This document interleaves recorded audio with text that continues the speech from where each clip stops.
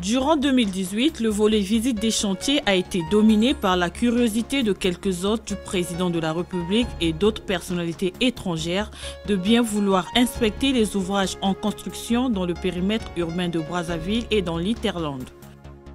À la tête d'une forte délégation d'hommes d'affaires et des membres de son cabinet, Son Altesse Cheikh Ahmed Dalmouk Al Maktoum des Émirats Arabes Unis a séjourné du 11 au 13 février 2018 à Brazzaville.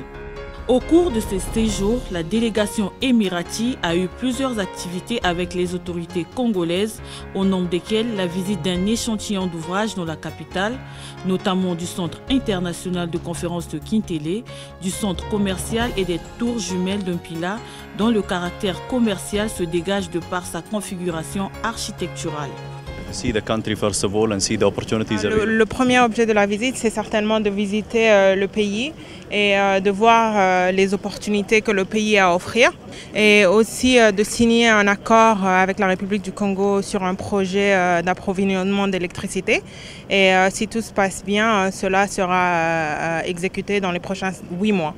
Donc ceci est le premier projet que Son Altesse vient exécuté au Congo, mais à travers cette visite, il a l'opportunité de voir toutes les opportunités que le pays a à offrir et certainement ils pourront évaluer d'autres opportunités d'investissement en partenariat avec le gouvernement. Cette visite de travail a débouché sur la signature de 2 accords, notamment l'accord commercial pour la construction, l'équipement et la gestion de la centrale à gaz de 132 MW à Ndjeno à Pointe-Noire et le mémorandum d'entente sur l'investissement et le développement d'une unité flottante de gaz naturel liquéfié.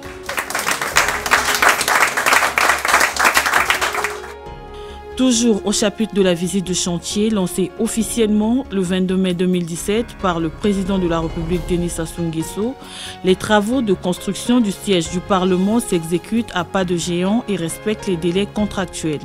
C'est pour se rendre compte de l'évolution des travaux de ce gigantesque ouvrage que les présidents des 2 chambres du Parlement, Pierre Ngolo et Isidore Mvouba, se sont joints le 27 février 2018 au ministre Jean-Jacques Bouya pour se rendre sur le terrain.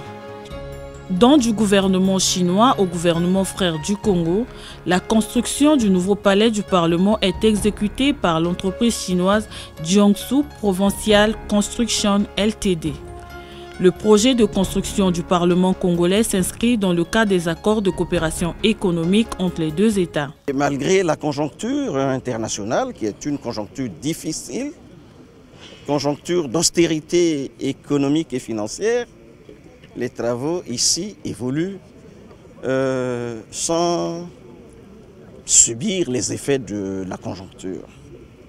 Et ils évoluent bien, à un rythme particulièrement accéléré et nous sommes très marqués et très contents et nous disons merci à nos amis chinois et notre espoir est que dans les délais tels que fixés, et si d'aventure ça pouvait être écourté je veux dire, dans ces délais, et le Parlement congolais aura un siège. Cet édifice arrive au bien nommé. Nous avons hâte d'y aménager le plus vite possible et nous rangeons notre frein d'ici 2020 pour que nous aménageons dans un tel bâtiment qui est d'une très excellente qualité. 2 autres chantiers ont mobilisé l'expertise du ministère de l'Aménagement, de l'Équipement du Territoire, des Grands Travaux. Ce sont ceux de la RN2 et Sembintam. Dans le souci de s'enquérir de l'état d'évolution des travaux de traitement des bourbiers sur la route nationale numéro 2 et les travaux d'aménagement et de bitumage du 2e tronçon de la route Ketantam, d'une part, et en vue de constater l'état de dégradation des fourrages érigés le long de ces axes routiers, d'autre part, le ministre de l'Aménagement, de l'Équipement du Territoire, des Grands Travaux a effectué un périple de travail du 30 mars au 2 avril 2018 qui lui a permis de parcourir près de 1300 km entre Brazzaville, Ouesso et Sembintam dans la partie septentrionale du pays. Sur le tronçon Sembintam, Long de 143 km, le constructeur Sino Hydro est à pied d'œuvre sur les deux sections Sembe-Soanké d'une longueur de 80,6 km et Soanké-Ntam sur 62,8 km. Une opportunité en or pour la main-d'œuvre locale de faire école. On est en train de donner la délimitation de la finissère. Quand on trace comme ça, après il y a une finissère qui vient, qui poursuit nos lignes. C'est là qui permettra de donner la délimitation de notre goudron. Nous sommes en train de contribuer pour notre pays. À l'école, ça a été pas, mais je vais profiter derrière les Chinois. Et ils nous donnent ce qu'il y en a, ils nous partagent ça comme connaissance. La réalisation de cette infrastructure routière à vocation régionale vient non seulement abréger les peines éprouvées dans la mobilité des biens et des personnes, mais aussi sonner le glas de l'isolement des populations dans cette partie du pays.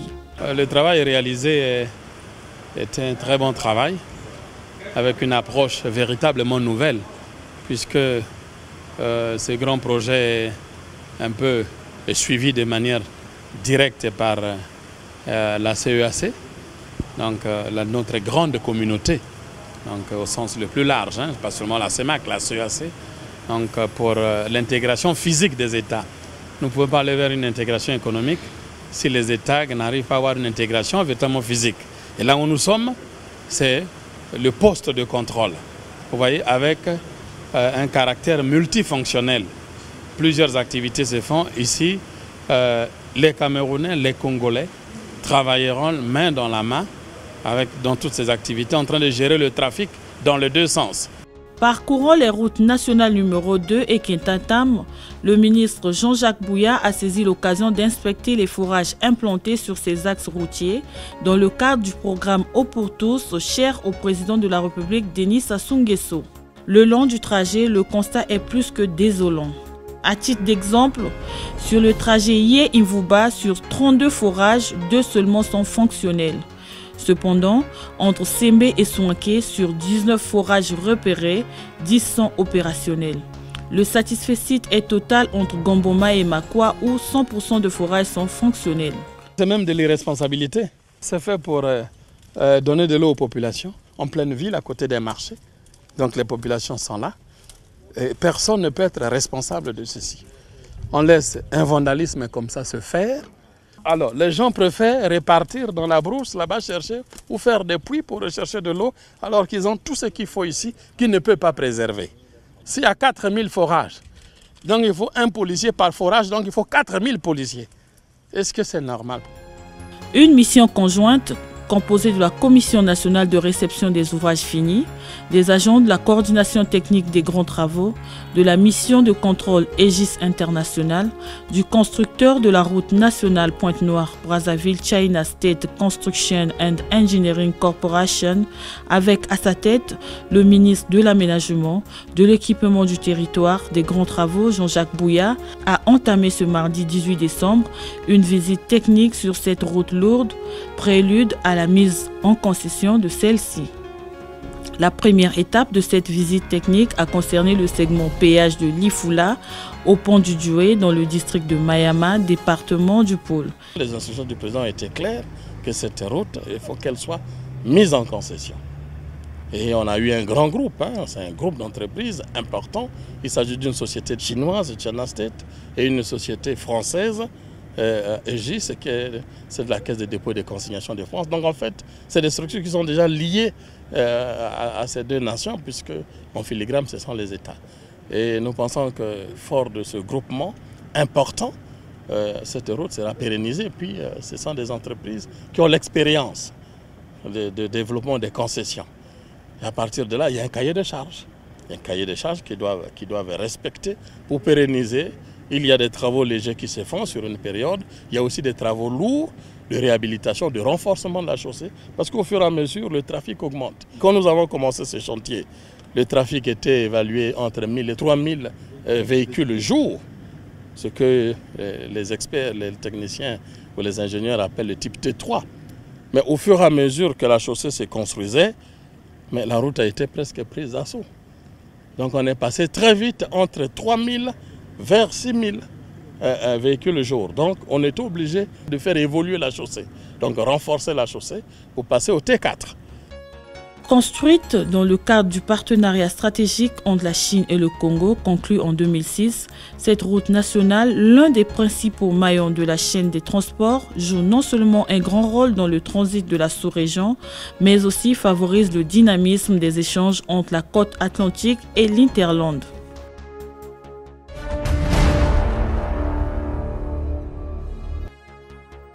La situation de crise que connaît le pays n'aura pas été sans conséquence sur l'avancement des chantiers et leur achèvement.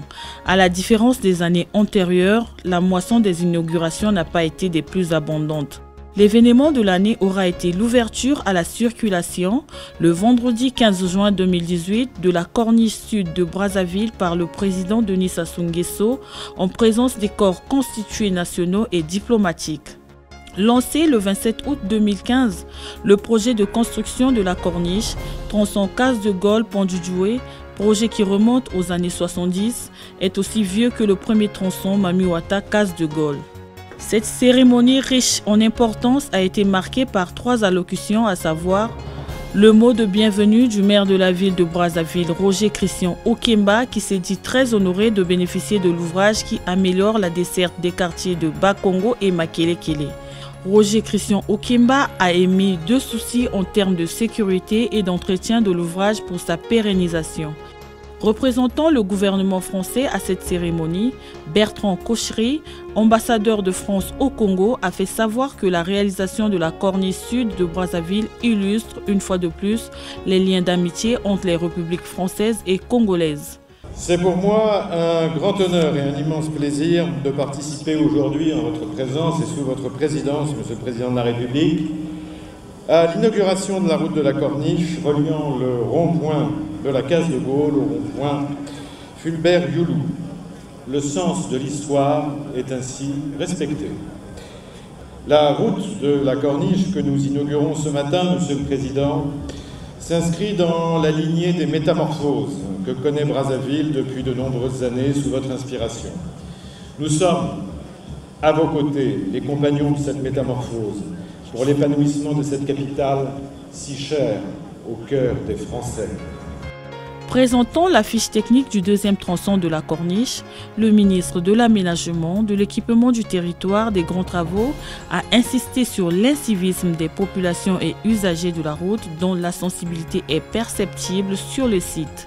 Il s'est appuyé sur la réalisation de la Corniche Sud par le gouvernement français à travers l'Agence française de développement AFD dans le cadre du contrat de désendettement et développement CDD. Sur l'ensemble du projet Corniche et aménagement des quartiers Bakongo et Makelekele, il a été réalisé d'énormes volumes, notamment d'énormes volumes en termes de mètres linéaires d'inclusion rigide, de mètres carrés de murs de soutenement, de couches de base, de tout venant, de terrassement, de mètres cubes d'enrobés, de kilomètres de caniveaux et même de mètres carrés de trottoirs. Il faut signaler aussi d'autres éléments particuliers de proximité à valeur socio-esthétique et environnementale. Monsieur le Président de la République, ceci est votre œuvre. Le point de départ, c'était en 1988, en présence de Jacques Chirac, ancien maire de Paris, ancien président de la République française. Par des faits tangibles, par des actions concrètes, Monsieur le Président, vous êtes le champion. Champion des projets d'envergure, projets parfois en veilleuse depuis des lustres, et dont certains sont même centenaires. À titre d'illustration, la route Pointe-Noire-Brazzaville, projet plus que centenaire, vous l'avez réalisé. Le barrage hydroélectrique d'Imboulou et ligne attenante, ligne associée, plus que cinquantenaire, vous l'avez réalisé. La corniche de Brazzaville, le projet cinquantenaire, vous l'avez réalisé. Tout ceci rassure le peuple pour la suite des autres projets de grande voilure, même si dans la pratique quotidienne des hommes, un besoin réalisé en crée un autre, et que les consciences humaines ont plutôt tendance à oublier qu'à intérioriser.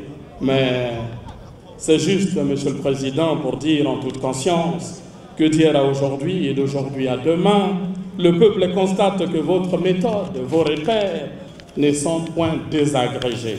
Pour nous, votre source est plus que jamais jaillissante. On le voit comment vous vous dépensez de toutes vos forces pour venir à bout de la conjoncture difficile.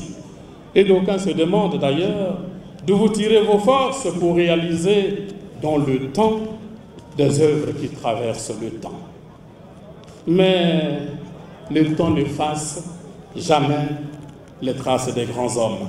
Ainsi parla le dramaturge athénien disciple de Socrate, Euripide pour ne pas le citer, le même qui inspira Sénèque et Jean Racine dans sa célèbre pièce Andromaque.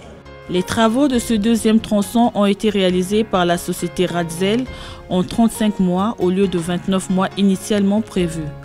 Les contraintes de libération des parcelles de terrain situées sur le tracé constituent la cause principale de la prolongation des délais de ce chantier, financé par l'Agence française de développement à hauteur de 44 826 686 536 francs CFA.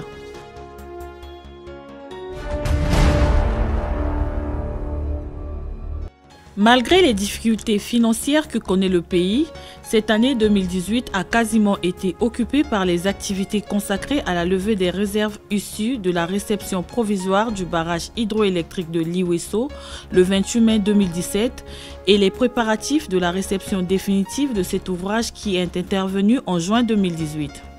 Ce projet a donc connu un aboutissement heureux.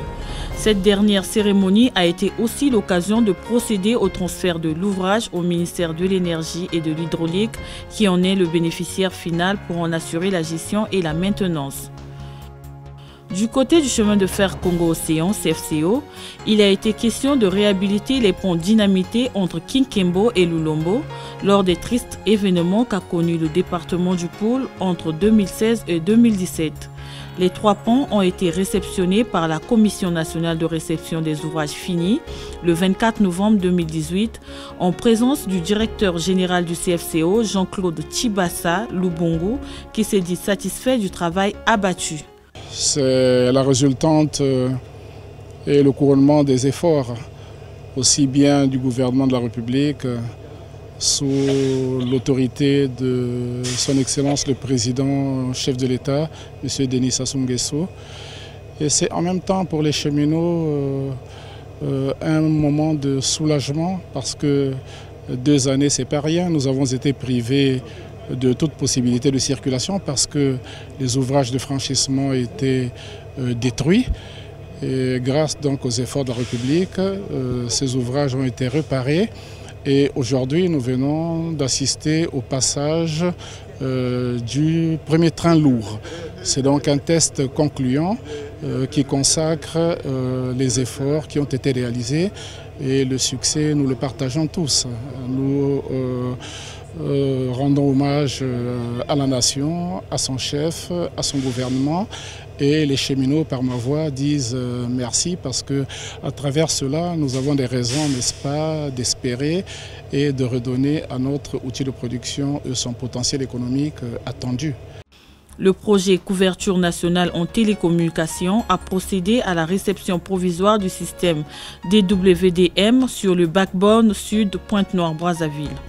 Réalisé du 25 janvier au 5 février 2018, ce système qui a été livré par Nokia Shanghai Bell a permis de multiplier l'ancienne capacité de 10 Go seulement à 140 Go extensibles, faisant ainsi du Congo-Brazzaville le seul pays de la sous-région à disposer d'une telle capacité. Après donc cette activité, s'en est suivi une série d'autres, notamment le lancement en février des travaux de construction de 4 stations satellitaires à Pointe-Noire, Brazzaville, Oyo et Infondo. Ces stations, dont la livraison est prévue dans les tout prochains jours, serviront aux communications internationales et de secours du réseau en cas de coupure des liaisons nationales à fibre optique et mettront définitivement le pays à l'abri d'un blackout total des systèmes de communication électronique. En ce qui concerne le projet cadastre, on devra parler de la poursuite de la construction de l'immeuble du Centre national de géomatique et des services cadastraux dont les travaux d'exécution sont très avancés. D'un projet à un autre, les activités du projet Banque africaine de développement, en sigle BAD, se sont traduites en 2018 par la poursuite de l'exécution des travaux d'aménagement et de bitumage de certaines routes d'une part et le lancement du processus de recrutement des bureaux d'études pour l'exécution des études des travaux d'aménagement et de bitumage d'autres routes d'autre part. Il s'est agi de la poursuite des travaux du tronçon Sembe-Soinkentam dans le département de la Sangha sur un linéaire de 143 km. Les travaux d'aménagement et de bitumage du tronçon Dolizy-Kibongu dans le département du Niari, quant à eux, vont bon train malgré l'avancement en dents de scie des travaux dus à la situation actuelle du pays. Pour ce qui est des routes ayant fait l'objet d'études, la BAD a retenu la route Etumbi-Kélé frontière Gabon, longue de 180 km dans le département de la Cuvette Ouest, et la route Liranga-Infondo-Dongo-Enyélé dans le département de la Likwala avec au total 524 km. Ces projets, financés en partie par la BAD, constituent le réseau routier dit de première priorité du plan directeur consensuel des travaux en Afrique centrale, pensé par le NEPAD. En outre, lancé en 2017, le projet développement urbain et de restructuration des quartiers précaires en sigle DURCAP avance normalement et tout est mis en œuvre pour que les travaux débutent au premier trimestre de 2019. En dehors du recrutement du personnel, le DURCAP a réalisé plusieurs activités courant 2018, notamment la réalisation des études techniques et des dossiers d'appel d'offres des travaux de construction des voiries urbaines par pavage et assainissement à Brazzaville et Pointe-Noire, l'étude de préfaisabilité des équipements ou infrastructures identifiés par les populations, la restructuration organisationnelle des quartiers de Brazzaville et de Pointe-Noire, la formation des représentants des 4 quartiers et le recrutement des maîtres d'œuvre sociales dans les 2 villes. Institué au lendemain du drame du 4 mars 2012, le projet de délocalisation et de construction des casernes et bases militaires poursuit ses activités, au nombre desquelles la construction de l'hôpital d'instruction des armées de Brazzaville, dont les travaux du gros œuvre sont exécutés à 82%. Du côté des casernes et des logements du personnel de la force publique sur les sites de Ndouo, Mambou et Barnier, les travaux sont achevés et réceptionnés. Cependant, l'accès à ces 3 sites demeure conditionné par la construction d'une voie d'accès. D'autres ouvrages, à l'instar des infrastructures, à savoir l'École nationale supérieure de la police située à Mukondo, complètent cette liste.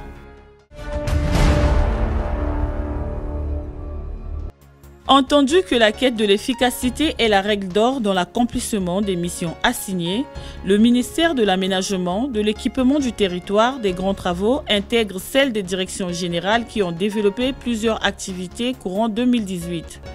Ainsi, la Direction générale du développement local a entrepris les activités en faveur des acteurs locaux en vue de finaliser le manuel exposant les dispositions techniques de la procédure de mise en œuvre du programme de revitalisation du tissu villageois, de finaliser le document relatif aux dispositions techniques de mise en œuvre des contrats État-département de la 2e génération et l'élaboration de la note introductive et des termes de référence de la concertation des acteurs concernés par les forages du projet Eau pour tous.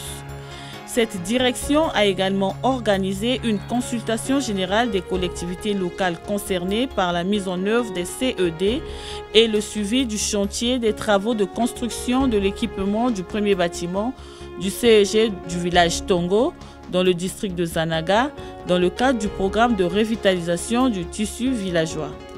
Pour sa part, la Direction générale de l'aménagement du territoire et de la prospective a organisé plusieurs activités en 2018, au nombre desquelles les travaux préparatoires à l'actualisation du schéma national d'aménagement du territoire et à l'élaboration du plan national d'affectation des terres, la gestion des conflits d'usage des terres, la contribution au processus REDD+, en République du Congo et la poursuite de la vulgarisation de la loi numéro 34-2014 du 10 octobre 2014 d'orientation pour l'aménagement et le développement du territoire.